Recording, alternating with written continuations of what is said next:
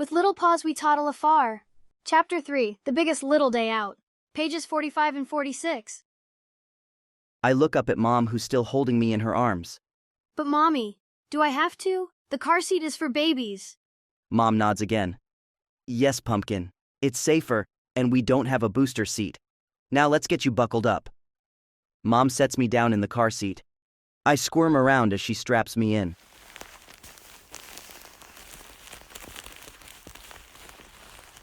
She then pulls the front guard down, buckles it, and tugs at it to make sure it's secure.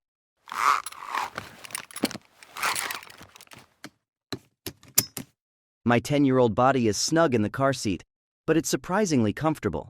The padding is soft and cushioned. Between the cushioning and the thick trainers I'm wearing, it feels like I'm sitting on a cloud. Feeling thirsty, I begin to suck on the sippy cup of juice Mom handed me before leaving the house.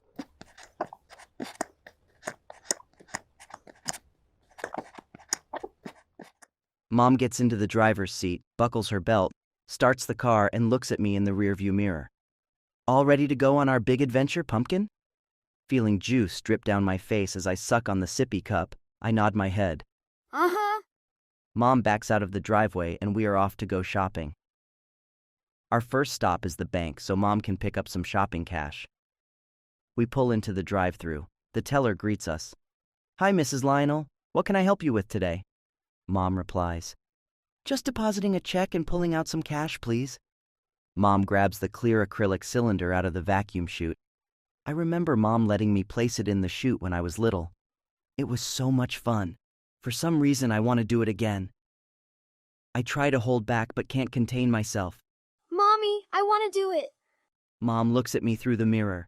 No, sweetheart, you're buckled in. Not liking her answer, I strangely become upset. No, Mommy, I want to. Me, Mommy, me. Unable to control my tantrum, I begin to kick and squirm in my car seat while banging my fists on the front guard. Mom now does something she's not done in a long time. Raising her voice, she says, No, Asher, now stop it. You're acting like a baby. Mom then sets her checks into the clear container, closes the lid, places it into the chute, and sends it back to the banker.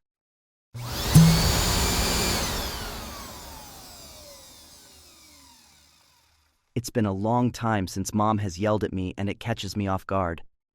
With my feelings hurt from making Mom mad, I begin to cry.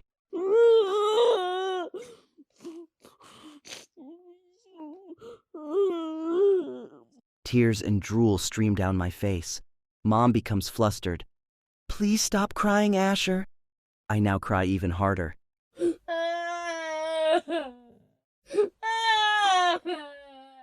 The teller comes back on the speaker. Is that a little tyke I hear? I think I might have something he'll like. A moment later, the cylinder arrives back at the car and Mom opens it up.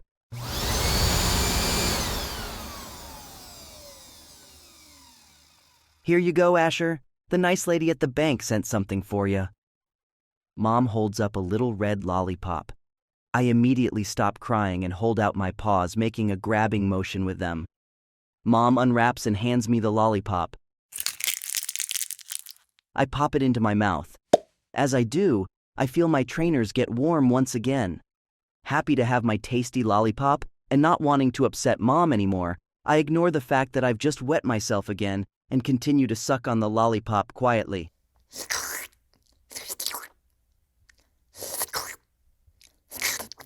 Mom puts the empty cylinder back into its holder and speaks into the mic box. Thank you so much. He's usually much better behaved. The teller waves through the window. Oh, Mrs. Lionel, I heard you call him Asher. Isn't Asher your son's name? Mom just waves, ignoring the question like she didn't hear it. She then hastily drives away.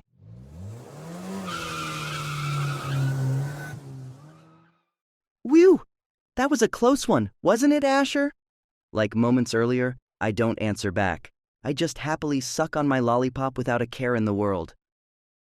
After a short drive, we arrive at the shoe store. Mom parks the car and walks around to the backside. My, what a messy little boy you are, Asher. My face is now covered in red spittle and drool from what used to be the lollipop.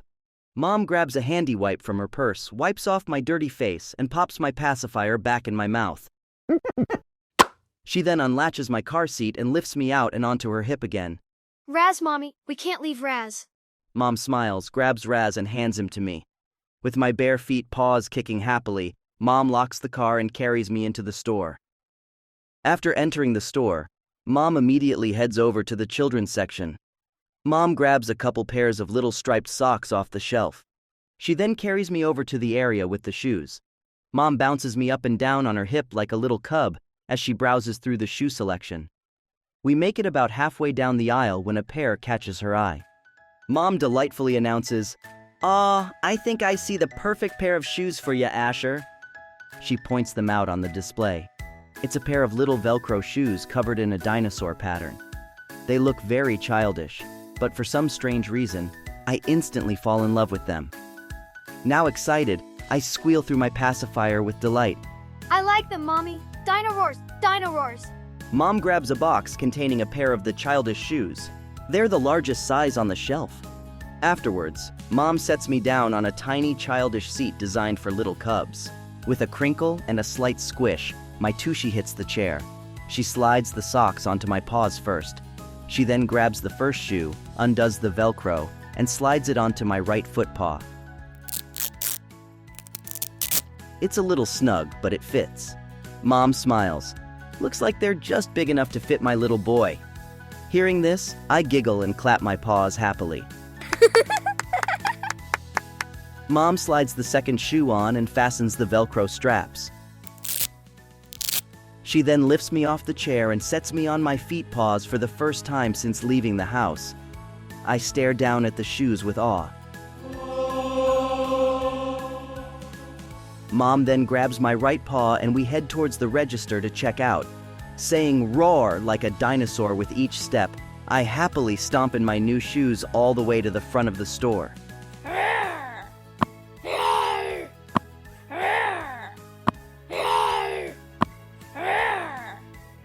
Toddling beside Mom, we reach the front counter of the shoe store where the clerk waits for us with a smile. "What an adorable little boy you have." She looks down at me. "How old are you, honey?" Still fascinated by my new shoes, I ignore her and continue to do my dino dance.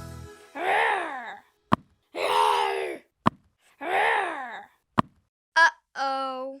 I make my last stomp and pause as I feel my trainers get warm once more. Not wanting to upset Mom, I become quiet and look away as I feel my trainers begin to sag from the weight of the wetness as it spreads. Noticing that I'm not going to respond, Mom looks at the clerk and smiles back. "He must be feeling shy. He is 10 years old?" As Mom and the clerk chat, my mind wanders and worries.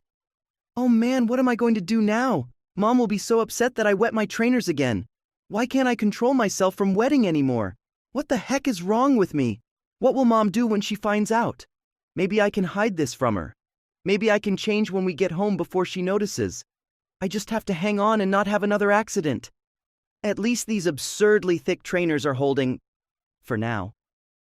Mom grabs my paw and gives it a tug, indicating she's done with the clerk. Looking down at me, she asks, "Do you need to go potty before we leave, Asher?" Normally, I don't like to fib, but I also don't want to upset Mom, so I shake my head. No, Mommy, I don't have to go potty yet. She smiles. "Okay, Pumpkin. Just make sure you tell me if you need to. We don't want any more accidents." She waves goodbye to the clerk. We leave the store and then head back to the car. When we get there, I'm placed back into my car seat. Thankfully, Mom doesn't notice that I'm wet again. She then gets into the driver's seat, starts the car, and moments later we're off to the department store.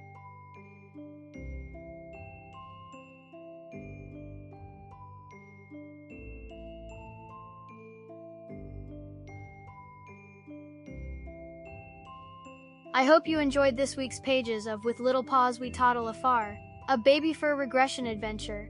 It's fans and patrons like yourself that make this wholesome storybook possible. We can't wait for you to join us next Saturday morning to see what happens as I learn to embrace being little again and deal with whatever mischief Raz and I get into. For now, though, be good, stay dry, and toddle afar. Bye-bye! If you would like to support the book and the art created by Good Boy Liger, please consider becoming a patron. When you join, you receive a new set of pages to read, as well as a video like this every Saturday morning.